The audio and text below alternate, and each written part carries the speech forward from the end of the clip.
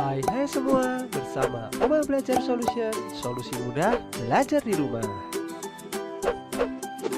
Jangan lupa like dan subscribe agar kalian mendapatkan video menarik lainnya dari Oma Belajar Solution.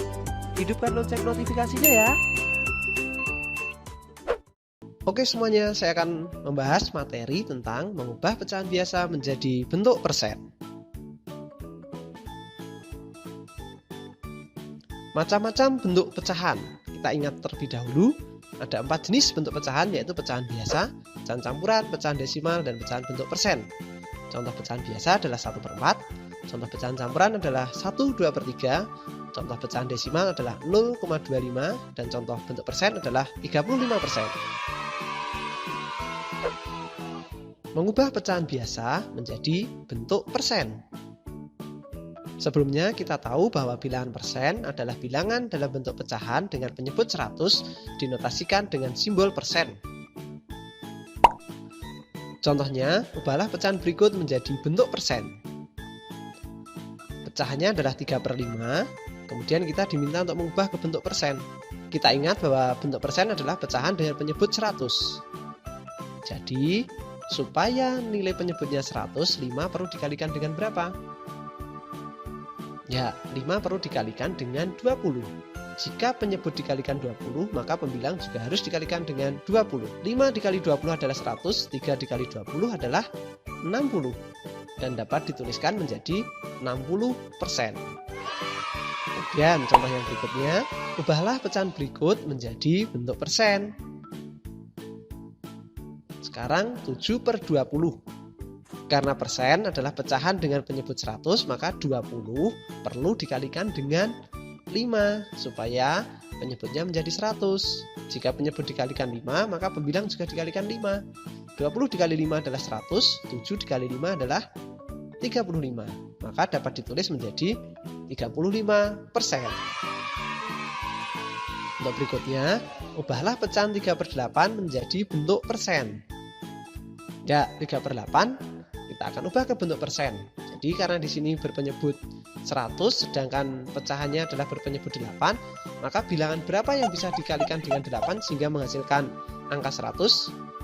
Kita dapat lakukan dengan cara membagi 100 dengan 8. Jadi 100 dibagi 8 itu dapatnya 12,5. Maka 8 supaya berpenyebut 100 dikalikan dengan 12,5. Jika penyebut dikalikan 12,5, maka pembilang juga dikalikan dengan 12,5.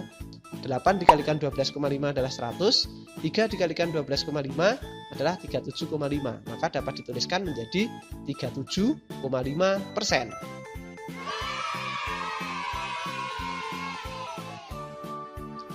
Kita latihan yuk. Ubahlah pecahan-pecahan berikut menjadi bentuk persen. Yang pertama adalah 3/5. Kemudian yang kedua 1/4. Dan yang ketiga adalah 7/8. Oke, kita mulai dari yang pertama terlebih dahulu. 3/5. Supaya menjadi berpenyebut 100, kita kalikan dengan 20. Jika penyebut dikali 20, maka pembilang juga dikalikan 20. Maka hasilnya adalah 60/100 dan dapat dinotasikan menjadi 60%. Sekarang yang kedua deh, 1/4. Kita fokus dengan penyebutnya. Penyebut 4 supaya bisa menjadi 100, kita harus kalikan dengan berapa? Ya, tepat sekali, yaitu kita kalikan dengan 25. Jika penyebut kita kalikan 25, maka pembilang juga kita kalikan 25. 4 dikali 25 adalah 100, 1 dikalikan 25 adalah 25. Maka dapat dituliskan menjadi 25%.